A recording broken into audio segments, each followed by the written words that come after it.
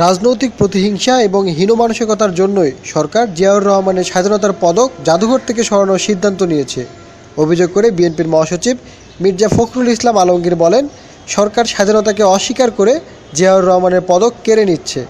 রাজনৈতিক ইতিহাসে এটি একটি নিকৃষ্ট ঘটনা। তিনি বলেন, সরকারের এমন সিদ্ধান্ত প্রমাণ করল মুক্তিযুদ্ধের সাথে তাদের কোনো সম্পর্ক ছিল না।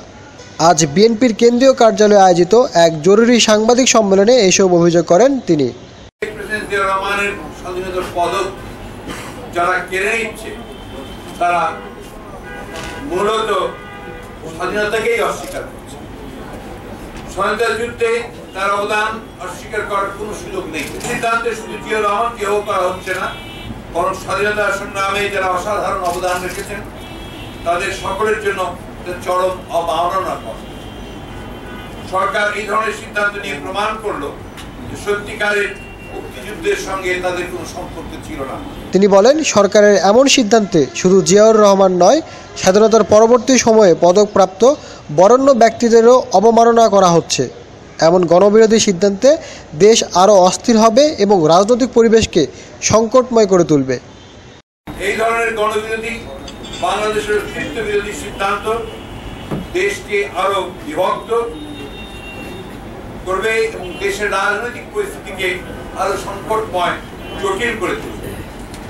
এই সিদ্ধান্ত শুধু সংকীর্ণ রাজনৈতিক উদ্দেশ্যে প্রণোদিত নয়, এটা প্রতিহিংসা পরায়ণ, গণবিচ্ছিন্ন, ঔদ্ধত্যপূর্ণ। এই সিদ্ধান্তের ফলে স্বাধীনতা পরবর্তী সময়ে পদকপ্রাপ্ত বরেণ্য ব্যক্তিবর্গকে অবমাননা করা হচ্ছে এবং এই সিদ্ধান্তটি নিঃসন্দেহে বাংলাদেশের রাজনৈতিক ইতিহাসের একটি নিকৃষ্টতম একটি সিদ্ধান্ত এবং তা একটা খারাপ নজির বহন করবে। মির্জা ফখরুল বলেন, অনৈতিক সরকার শুধু ইতিহাস বিকৃত করছে না, দেশের স্থিতিশীলতা ধ্বংস করে নিজেদের ইচ্ছে মতো একদলীয় শাসন ব্যবস্থা জনগণের উপর চাপিয়ে দিচ্ছে। আওয়ামী লীগের অনৈতিক সরকার শুধু ইতিহাস বিকৃত করছে না, তাদের নিজেদের স্বার্থ দেশের সকল স্থিতিশীলতা ধ্বংস করে স্বেচ্ছাচারিতার চরম নজির স্থাপন করে ভিন্ন রঙের একদলীয় শাসন ব্যবস্থা চাপিয়ে দিচ্ছে জনগণের উপর। বহুমত, বহুপথ এবং মুক্ত চিন্তাকে কবর দিয়ে ফ্যাসিবাদী এক নায়কতন্ত্র প্রতিষ্ঠা করছে।